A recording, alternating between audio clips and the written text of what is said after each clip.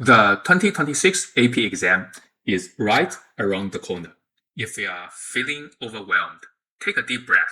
We studied the release free response questions from 2019 all the way through 2025, which are the exams written since the release of the new course and exam description. And guess what? We found something very consistently patterns over the last few years. Today, I am giving you the blueprint. Let's kick it off with FRQ1. This is a calculator active question, just like the AB exam. It is almost guaranteed to be a tabular question.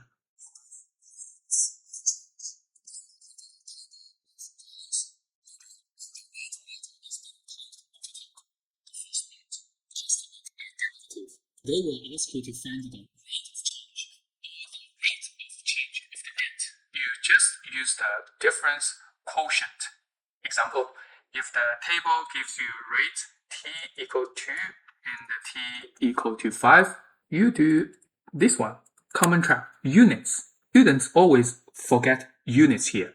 It will be something like gallons per minute or gallons per minute per minute. Also, you must show the setup of the fraction to get the point. Do not just write the final number from your calculator. The next point, IVT or MVT. They will ask if there a time where the temperature was exactly 60 degrees. You state the function is continuous to use IVT, continuous and differentiable to use MVT. You have to specifically and explicitly write the words since the function is continuous, or you get 0 point for the justification. Riemann sum. You will need to approximate a total accumulation. Example, left, right, trapezoid sum. Just calculate.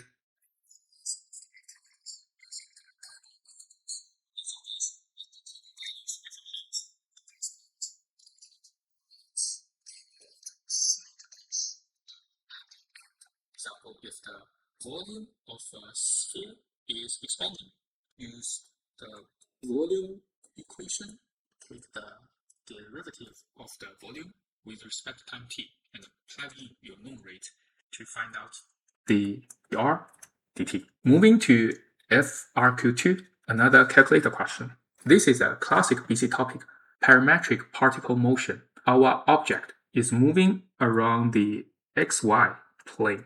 The first point, parametric distance traveled.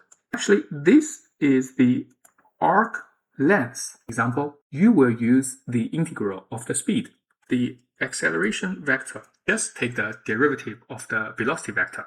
For example, if we know vt is equal to cosine t 2t, then our acceleration is the derivative of velocity equal to negative sine t and 2. Speed. Speed is the magnitude of the velocity vector. Again, calculator works. They will ask you about the final position. This is the fundamental theorem of calculus. Our current position is equal to the initial position plus the displacement. This is our current position. We have the initial position. Take the integral of the velocity. Common mistake is students would forget about the initial condition. Always add xa or ya at the front. Now we put the calculators away for the rest of the problems. FRQ3 is usually a differential equation in context, tangent line approximation. Write an equation of a line to estimate a future value. You need a point, xy, and the slope. And the slope you get from solving dy dx. And then you use the line function to get the future value. The second point, they would ask you over or under estimate. So we utilize the second derivative. We take the derivative of the first derivative. If it is positive, then it is concave up. Our tangent line from here is underestimated value. If it is negative, it is concave down. Our tangent line from here to the estimated location, we are overestimated. The next one would be the separation of variables. Example, dy dt equal to ky. So you get all the y's on one side and the t's on the other side. You get all the y's on one side and the t's on the other side. Then take the integration. FRQ4 is the graph of derivative of x. They give you a geometric shape made of lines, semicircles, slopes, lines, something like that. And ask you questions about the original function fx, intervals of increasing and decreasing. Look at where the graph is vertically. If the graph of derivative fx is above the x-axis, fx is increasing. Point of inflection. This happens where the derivative of fx changes from increasing to decreasing, or from decreasing to increasing. It is the peak and valley of the graph you are looking at, like this point, this point. Common trap. Do not just say where the second derivative of fx equal to 0. You must state that the first derivative of fx changes from increasing to decreasing, or the second derivative changes sign. Absolute min-max. Students works fine with a candidate of the second derivative equal to 0, but completely forgot to check the end points. You must check the end points of the interval and also the critical points. L'Hopital's rule. If a limit evaluate 0 to 0, take the derivative of the top and bottom separately, then plug in the number again. You must write the limit of the numerator equal to 0 and the differentiable, also the limit of the denominator equal to 0 and differentiable before applying the rule. FRQ5, the polar equation. FRQ5 brings us back to BC polar equations about r and theta.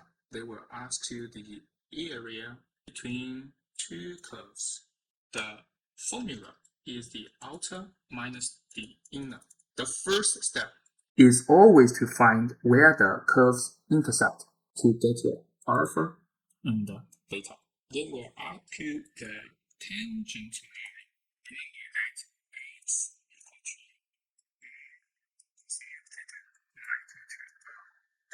theta. And r is the function of theta. So to find dy dx for the slope, you literally do y d theta divided by dx d theta using the product rule. And finally, the distance between two curves. Actually, this has not been seen for a while, but it is straightforward. It is just a straight line segment radiating from the origin to get r1, r2. So the distance is simple r1 theta minus r2. Finally, the FRQ6 series. The first question is always the interval of convergence, or using the ratio test. This is highly likely to be part A. You need to set up the limit between the next item to the current item to be less than 1. Simplify the fraction and evaluate the limit. Please do not forget about testing your endpoint when this item is equal to 1. Students lose point here. And next one, error bound. It would be either alternating series error bound, the Lagrange error bound. You can try to combine or memorize the alternating series error bound together with the Lagrange one. They are just the next item that you omitted. The final one, write a Taylor polynomial for product or integration. For example, that they want a polynomial for ex multiplied to sine x. Write out the first few items of ex, write out the sine x a few items, and just multiply the polynomials together to get the degree they ask for. There are 4 common Taylor series you need to utilize during the BC exam. They are the ex, sine x, cosine x, and also 1 divided by 1 minus x. This is the equivalent of geometric series. And there you have it. the blueprint for the 2026 AP AC FRQ section. Good luck for your AP Calculus exam.